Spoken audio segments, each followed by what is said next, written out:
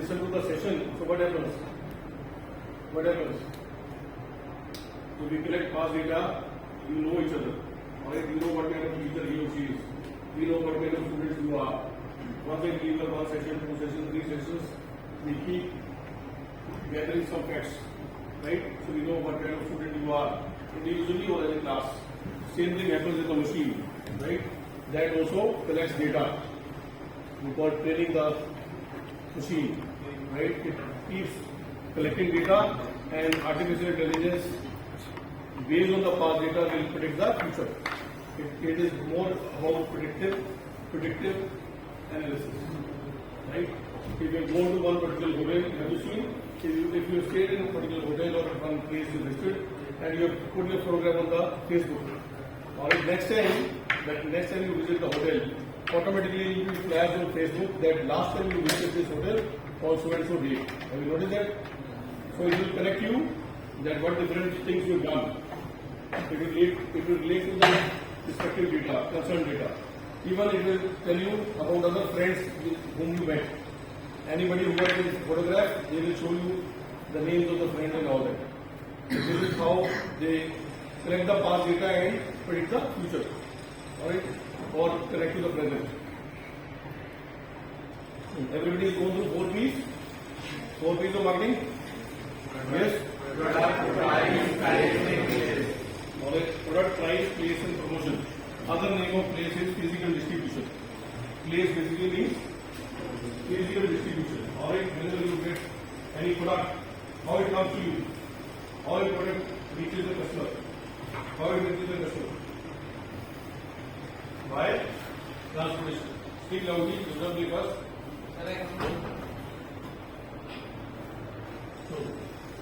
Alright. So transportation. Transportation can be done for the finished goods. It can be done for the raw material. So marketing students are more concerned with the distribution of finished goods. Am I right? A customer is placing order with Amazon or any online app, and either from the warehouse or from the distribution center or from the retailer, the product reaches you. That's what it happens. Alright, same is the case with the doctors. Alright, those who can visit you. Or maybe nowadays we have beauticians and beauty parlors. Alright, so that those beauticians can also come to your place. Freelancers are there, right? They are charging heavily in the place like Chandigarh during wedding season. Now November, December is the wedding season, right? So they are charging 50,000 plus. These kind of rates are there for the makeup, right? Is or not? If you are not available, I am sharing with you. Alright. So I will briefly touch upon the retail sector, pricing strategies. Alright, largely we will touch upon first two, and then we will come to AI evolution, taxonomy, objective and scope, facts and figures, AI applications, some business models. Alright, I may just touch upon, then GPT everybody has heard. Alright, now it's version 4. Now we are facing version 4. Retail sector. Okay, retail users are utilizing disruptive technologies. What do you mean by disruptive technologies? What do you mean by disruption? Have you faced disruptions during COVID? What do you mean disruptions? Can anybody tell me what do you mean by disruption? How? Give me some example.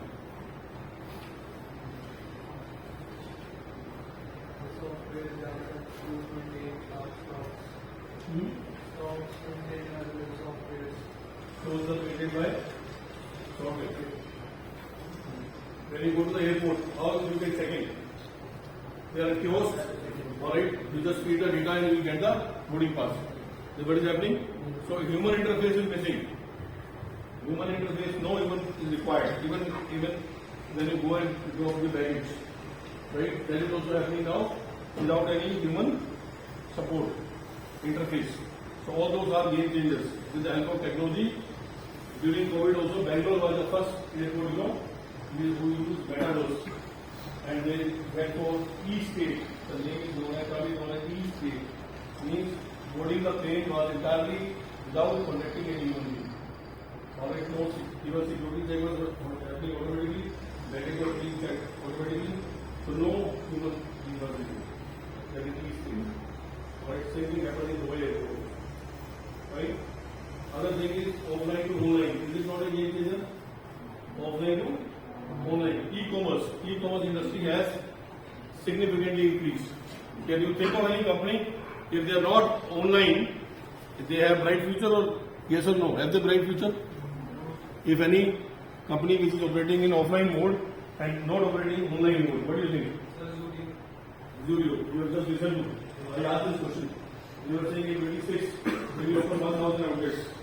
And I said when you are going online, they said we don't have any plans. So I think I agree.